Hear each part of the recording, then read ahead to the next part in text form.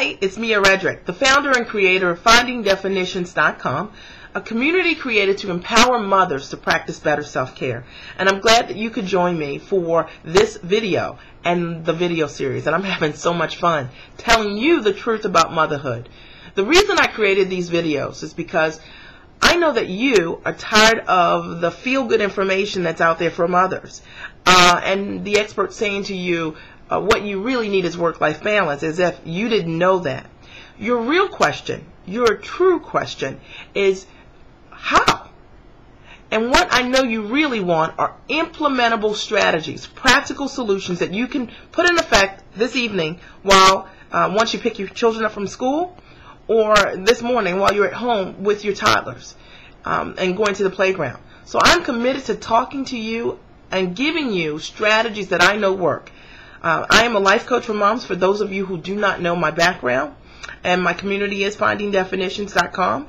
I co-host a radio show in Maryland, and I encourage you to Google me. And my commitment is to have 1 million moms practice better self-care. I write for Examiner.com. I'm a featured contributor for TwitterMoms.com, and as well as Mommy Talk. And I am absolutely the go-to mom as it relates to strategies on how to find time for the things that are important to you. My book is Time for Mom Me, 5 Essential Strategies for a Mother's Self-Care. It is really the mother's handbook with real practical strategies on how you today can begin to make time for that me that's inside of mommy.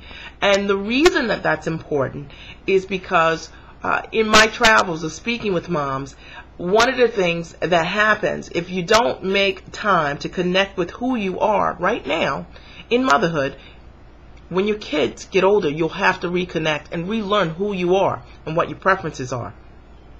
Quite honestly, the other benefit of always staying connected with you is that you are able to share more of who you are with your family, with your spouse, if that makes sense to you. And I'm sure many of you are nodding your heads. So here's my tip for the day.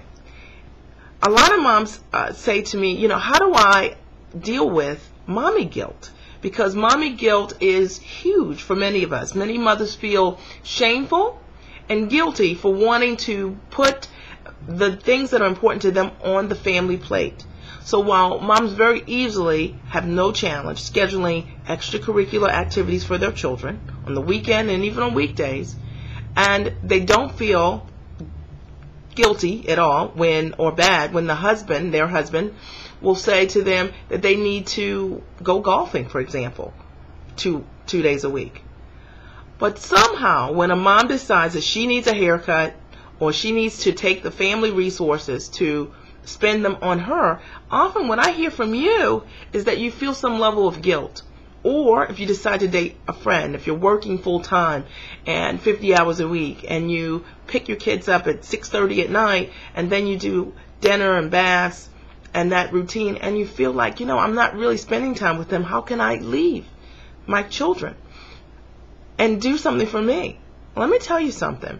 We're not talking about moms going out every single night unless that works for you. But I will tell you this, that when you take a moment to reconnect with the things that are important to you, you're able to share those things with your family in a bigger way.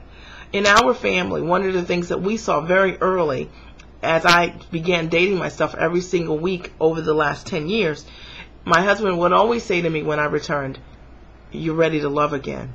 And I think what he meant is that whenever I came back from a bookstore visit or meeting a girlfriend for lunch, he could see in a bigger way that I felt rejuvenated, relaxed, distressed, and that taking a moment for me allowed me to be a better mom.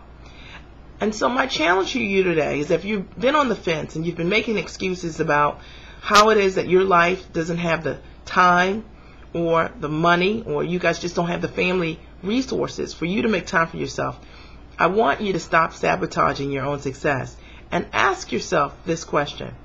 Is this really true? Or is that just the message that you are telling yourself? Okay? So that's my tip for the day. I encourage you to visit my community at FindingDefinitions.com.